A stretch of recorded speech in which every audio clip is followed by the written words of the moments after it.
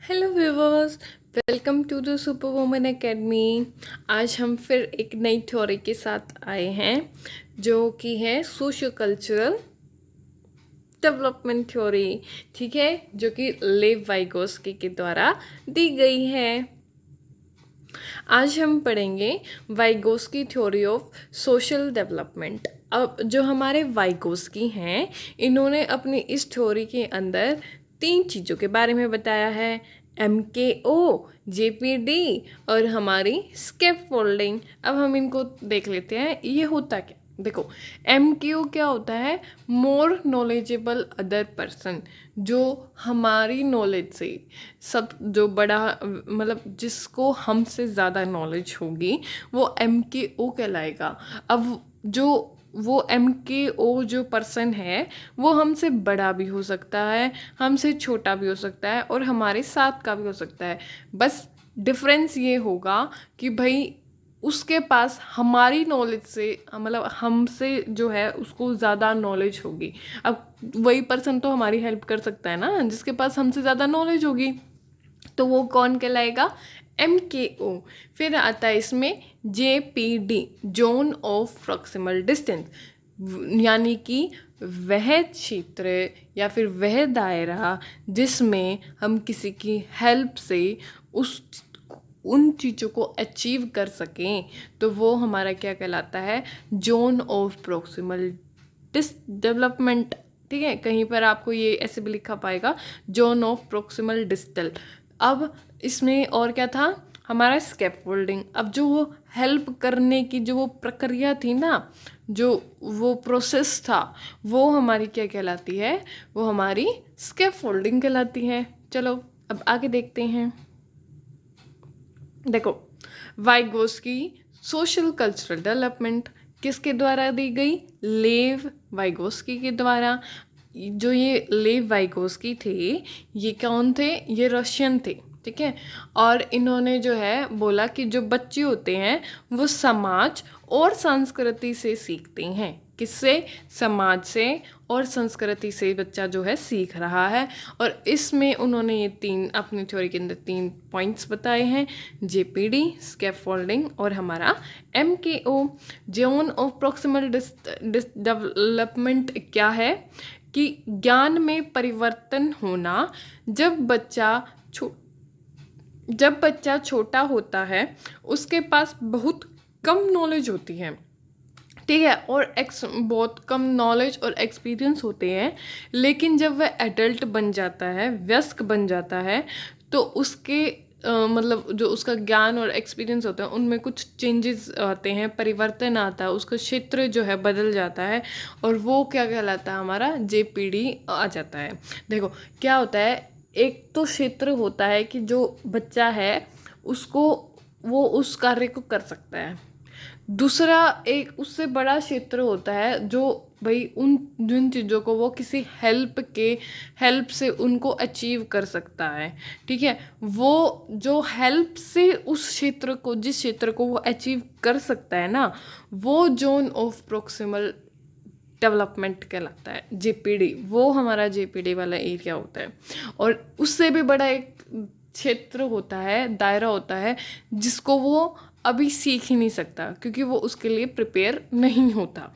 ठीक है, जैसे मैं अब आपको एक एग्जांपल देती हूँ। जैसे बच्चा जो है प्लस माइनस उसको आते हैं, तो प्लस और माइनस वो क्या है उसका, कि भाई वो वाला क्षेत्र है कि भाई वो वह कार्य कर सकता है। अब एक आता है जब जब किसी मतलब ये बोलते हैं कि भाई जिस बच्चे को प्लस और माइनस आता है तो वो इजीली जो क्या है, मल्टीप्लिकेशन सीख सकता है। अब मल्टीप्लिकेशन, अब वो उसको जो है मल्टीप्लिकेशन जो सिखाई जा रही है, अब देखो उसके कॉन्सेप्ट्स क्लियर हैं प्लस माइनस के। अब उसको मल्टीप्लिकेशन सिखाई जा रही है किसी हेल्प से। अब वो करने को कर सकता है लेकिन उससे अच्छे प्रॉपर तरीके से नहीं होगा और इतनी ज़्यादा जल्दी नहीं होगा। तो उसको क्या है, उसको हेल्प लगेगी उस मल्टीप्लिकेशन को सीखने की। तो जो मल्टीप्लिकेशन को जो सीखने का जो वो दायरा है ना बच्चे का, कि हम ये कि वो सीख सकता है, लेकिन उसको क्या है, हेल्प की ज़रूरत है। तो वो वाला क्षेत्र क्या है, वो मल्टीप्लिकेशन सीखने वाला वो जेपीडी होगा हमारा, ठीक है। और उससे ऊपर होती है हमारी जैसे डिवीज़न।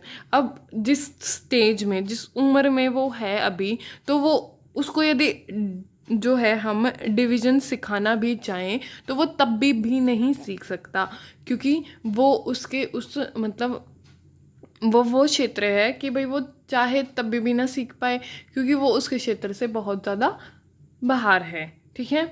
अब इसमें 3 चीज़ होगी। एक तो जो बच्चा है सीख सकता है, खुद करके सीख सकता है। दूसरा वो होता है भाई वो हेल्प से उस चीज़ को अचीव कर सकता है, जो कि हमारा जेपीडी बन गया। और एक क्षेत्र वो होता है कि भाई वो कर ही नहीं सकता अभी मैं ये बोल रही हूँ कि वो कभी भी नहीं कर सकता, मतलब अभी के लिए वो नहीं कर सकता। जब वो उतना उस चीज़ के लिए मैच्योर हो जाएगा तो वो उस चीज़ को भी अचीव कर लेगा, ठीक है। अब इसमें हमारा स्कैप फोल्डिंग था। स्कैप फोल्डिंग क्या है? स्कैप फोल्डिंग क्या है? एक प्रक्रिया है, मदद है, हिंट है, किसी भी डिफ़िकल्ट सिचुएशन में हमारी कोई सहायता करता है, जो हमारी हेल्प करता है। उस सहायता को, उस हेल्प को, उस मदद को क्या बोलेंगे? स्कैप फोल्डिंग कहते हैं, ठीक है। स्कैप फोल्डिंग आगे समझ में। अब इसमें देखो वाइगोस्की की स्कैफोल्डिंग में देखो ये पहले तो वो वाला क्षेत्र है कैन डू अलोन, जिसमें बच्चा खुद अपना जो है कर सकता है। तो वो क्या है? जोन ऑफ एक्चुअल डेवलपमेंट है, ठीक है। कि भाई बच्चा जो है इस क्षेत्र के अंदर जो है बच्चा खुद अपना आप कर सकता है। तो दूसरा क्षेत्र आता है zone of proximal development, JPD, can do with help, जो हेल्प से उस कार्य मतलब हेल्प से कर सकता है, उस कार्य को अचीव कर सकता है। तो वो क्या कहलाएगा? जोन ऑफ प्रोक्सिमल डेवलपमेंट कहलाएगा। और एक उससे बड़ा जो क्षेत्र होता है आउट ऑफ रीच जोन होता है, कैन नॉट डू, जिसको अभी बच्चा कर नहीं सकता, ठीक है। ये हमारा इनकी थी वाइगोस्की ने इनको इस तरीके से एक्सप्लेन किया था, जो कि मैंने आपको एक एग्जाम्पल, मैथ के एग्जाम्पल के थ्रू भी समझाया है। अब जो ये स्कैप फोल्डिंग होती है, इसके 4 स्टेप्स होते हैं, 4 चरण। जो ये कौन सी प्रक्रिया है? ये सीढ़ीनुमा प्रक्रिया है, क्योंकि ये चढ़ने वाली, बढ़ोतरी वाली होती है। देखो सबसे पहले बच्चा क्या है? अपने ज्ञान को एकत्रित करता है, ठीक है। फर्स्ट स्टेप में क्या है? वो अपनी नॉलेज को इकट्ठा कर रहा है। सेकंड में बड़ों की सहायता लेता है, ठीक है। क्या है? किसी बड़े की सहायता लेकर।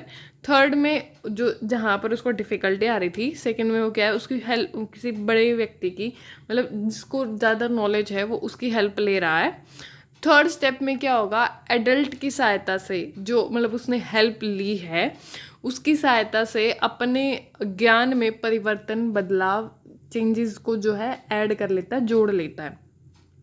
और फोर्थ में क्या होगा? अब उसको वो नॉलेज क्लियर हो गया, अब वो खुद तैयार हो जाएगा उसकी हेल्प करने के लिए, मतलब कि अब वो दूसरों की हेल्प करने के लिए क्या है? तैयार हो जाएगा। जैसे मैं तो बताती हूँ, अब मेरा किसी चीज़ के लिए कोई भी मेरा जो है मेरी किसी भी सब्जेक्ट के मेरे कॉन्सेप्ट क्लियर हैं। जैसे मेरे साइकोलॉजी के मेरे जो कॉन्सेप्ट हैं सीडीपी के, वो मेरे कॉन्सेप्ट बहुत ज़्यादा क्लियर हैं, बहुत अच्छे से क्लियर है, क्योंकि मैंने उनको अच्छे से पढ़ा है और हेल्प के द्वारा ही पढ़ा है। अब मेरे जो कॉन्सेप्ट क्लियर हैं, पहले तो मैंने अपनी नॉलेज इकट्ठी की, अब फिर मैंने जो है अपने टीचर्स की हेल्प से उस चीज़ को और अच्छे से सीखा। अब क्या है? अब मैं सीख के अब मैं तैयार हो गई हूँ। तो पहले तो मैंने उनको प्रूव किया कि हाँ आई एम रेडी, तो मैं तैयार हुई। तो मैं तैयार होके क्या है? अब मैं तैयार हूँ औरों की हेल्प करने के लिए। अब मैं अब मैं हेल्प कर रही हूँ। अब मेरी वीडियो को कोई मुझसे मेरी उम्र से कोई बड़ा व्यक्ति भी देख रहा होगा, कोई छोटा भी देख रहा होगा, या फिर मेरे साथ के भी देख रहे होंगे, तो क्या है? मैं तैयार हो गई। तो अब मैं कौन कहलाऊंगी, अब मैं MKO कहलाऊंगी, ठीक है, मोर नॉलेजेबल अदर पर्सन कहलाऊंगी। और जो मैं जो मैं आपको बता रही हूँ जिस जरिए से, तो ये क्या कहलाएगा, ये स्कैप फोल्डिंग, क्योंकि ये एक प्रक्रिया है, ये स्कैप फोल्डिंग कहलाएगी। और जो मैं काम कर रही हूँ, मेरे और आपके बीच का जो इंटरेक्शन होगा, ये कैसे हो रहा है, इन वीडियोज़ के माध्यम से हो रहा है। तो ये वीडियोज़ क्या कहलाएंगी, ये कहलाएंगी स्कैप फोल्डिंग, ठीक है। और मैं कौन हो जाऊंगी, MKO। और आप जो है जिस क्षेत्र पर मैं हूँ उस क्षेत्र तक पहुँचने का जो मैं आपको पहुँचाऊंगी, तो वो क्या कहलाएगा, आपका JPD, क्योंकि आप वो उस हेल्प जो मैं आपकी कर रही हूँ, उस हेल्प से आप उस क्षेत्र को अचीव कर पाओगे। तो वो क्या होगा, आपका JPD, zone of proximal development. अब तो आगे हो गया ना समझ में। देखो, अब हमारे जो वाइगोस्की हैं, उन्होंने कोऑपरेटिव लर्निंग और रेसिप्रोकल टीचिंग के भी जो है ये टर्म दी हैं। और इन्होंने बोला कि भाई जो वाइगोस्की थे, इन्होंने जो अपना जो ये थ्योरी थी, सोशो कल्चरल थ्योरी, इसी को ही समझने की कोशिश की थी रेसिप्रोकल टीचिंग के माध्यम से, ठीक है। अब रेसिप्रोकल टीचिंग क्या होती है, जब एक क्लास में जब टीचर और स्टूडेंट के बीच में जो प्रॉपर इंटरेक्शन होता है, कि भाई टीचर पढ़ा रहा है तो वो इंटरेक्शन क्वेश्चन पूछ रहा है बच्चों से, और फिर बच्चे जवाब दे रहे हैं, फिर बच्चे भी के दिमाग में यदि कुछ क्वेश्चंस अराइज हो रहे हैं तो वो भी पूछ रहे हैं, फिर टीचर उनका जवाब दे रहा है। तो जो ये लर्निंग होगी, जो ये टीचिंग होगी ना, ये कोऑपरेटिव लर्निंग और रेसिप्रोकल टीचिंग बोली जाती है, ठीक है। मतलब टीचर बच्चे को पढ़ाता है तो वह उनसे बीच बीच में क्वेश्चन पूछता है, जो मिलजुल कर काम किया जाए, वो हमारी कौन सा होता है, हमारी कोऑपरेटिव लर्निंग होती है और हमारी रेसिप्रोकल टीचिंग होती है। अब नेक्स्ट देखो,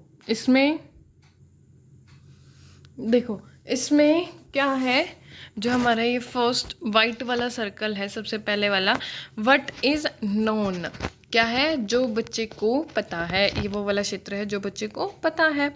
अब सेकंड में क्या है, guidance from a knowledgeable person, किसी नॉलेजेबल पर्सन से उसको क्या है, गाइडेंस मिल जाए तो वो उस JPD वाले क्षेत्र को क्या है, अचीव कर लेगा। और गाइडेंस कौन प्रोवाइड करवाएगा, MKO, more knowledgeable other person. और जो ये प्रक्रिया होगी हेल्प करने की, जो MKO की, उसको इस मतलब JPD वाले क्षेत्र तक पहुंचाने की, तो वो हमारी जो प्रक्रिया है वो क्या कहलाएगी, स्कैप फोल्डिंग कहलाएगी, ठीक है। और एक ये वाला क्षेत्र है, व्हाट इज नॉट नोन, और न्यू स्किल है, कि भाई वो चाह कर भी अभी उसको सीख नहीं सकता, क्योंकि वो उसके लिए अभी प्रिपेयर नहीं है, ठीक है। फिर हमारे जो है ये वाइगोस्की ने 3 इम्पोर्टेंट एस्पेक्ट्स बताए हैं, सोशल इंटरेक्शन, कल्चरल और लैंग्वेज। उन्होंने बोला कि बच्चा जो है समाज से इंटरेक्ट करके अपने कल्चर से और भाषा से जो है चीज़ों को सीखता है, उन्होंने ये बोला था इसमें, ठीक है। 3 इम्पॉर्टेंट एस्पेक्ट्स बताए। अब जो है वाइगोस्की ने स्पीच भी दी हैं, 3 तरीके की स्पीच दी हैं, 3 टाइप ऑफ स्पीच दी हैं। डोमेन, इनको आप डोमेन भी बोल सकते हो और आप इनको एस्पेक्ट्स भी बोल सकते हो, ठीक है। तो डोमेन इन्होंने ये सोशल कल्चरल और लैंग्वेज वाला दिया था। और हम स्पीच देखो, शुरुआत में जो वाइगोस्की थे उन्होंने ये बोला कि जैसे बच्चा पैदा होता है तो उसके अंदर जो भाषा है और विचार है, दोनों ही अलग चीज़ें होती हैं, लेकिन जैसे जैसे वो बड़ा होता है, एडल्ट हो जाता है, तो भाषा और विचार उसके अंदर एक चीज़ हो जाती हैं, ठीक है। शुरू में भाषा विचार दोनों अलग अलग होते हैं, लेकिन जब बड़े हो जाते हैं तो यह एक हो जाते हैं। ये बात किसने बोली, हमारे वाइगोस्की ने बोली। अब उन्होंने 3 तरीके की स्पीच के बारे में भी बताया, हमारी सोशल स्पीच, प्राइवेट स्पीच और इनर स्पीच, ठीक है। सोशल स्पीच हमारी कौन सी होगी भाई? सोशल स्पीच नॉर्मली किसी से जो हम बात करते हैं वो हमारी क्या कहला रही है? वो हमारी सोशल स्पीच कहला रही है। जैसे कि आप किसी के साथ भी बोल रहे हो या इंटरेक्शन कर रहे हो, कम्युनिकेशन कर रहे हो अपने टीचर्स के साथ, अपने पीयर्स के साथ, अपने साथी संबंधी साथियों के साथ, ठीक है, अपने फ्रेंड्स के साथ, अपने पेरेंट्स के साथ, जो सब जिसको सभी सुन भी सकते हैं, वो हमारी कौन सी होती है? सोशल स्पीच होती है। ठीक है, और फिर आती है प्राइवेट स्पीच। अब प्राइवेट स्पीच जैसे हम पढ़ते हुए क्या, जैसे हम मैथ सोल्व कर रहे हैं तो हम मैथ सोल्व तो कॉपी भी कर रहे हैं लेकिन उसको बोल बोल के भी कर रहे हैं। जैसे एग्जाम्पल अच्छे से देते हैं, जैसे टेबल याद करना। अब हम टेबल को अंदर अंदर याद नहीं करते, हम उसको जोर जोर से बोलते हैं, जैसे 2 1 ज़ा 2, 2 2 ज़ा 4, 2 3 ज़ा 6। तो अब हमारी कोई सुन भी नहीं रहा, मतलब कि कोई सुनना चाहे तो सुन सकता है, लेकिन हम बेसिकली किसी और से बात नहीं कर रहे हैं, हम खुद ही से ही बात कर रहे हैं, खुद ही को समझा रहे हैं। जब हम कोई क्वेश्चन सॉल्व करते हैं तो यदि हम गलत हो जाए और फिर हम उसको करेंगे, अरे ये तो यहाँ गलत हो गया, ये हो गया, मतलब जो हम बोल के जो चीज़ें उसको कर रहे हैं और हम किसी और से भी बात नहीं कर रहे, वो हम खुद ही से ही बात कर रहे हैं, तो वो हमारी कौन सी स्पीच होगी? वो हमारी प्राइवेट स्पीच होगी। अब इसी में ही इसी को ही जो है ईगोसेंट्रिसिज्म स्पीच भी बोला है, इसके वाइगोस के द्वारा ही। इसको जो है इसी को ही मतलब ईगोसेंट्रिसिज्म स्पीच भी बोलते हैं।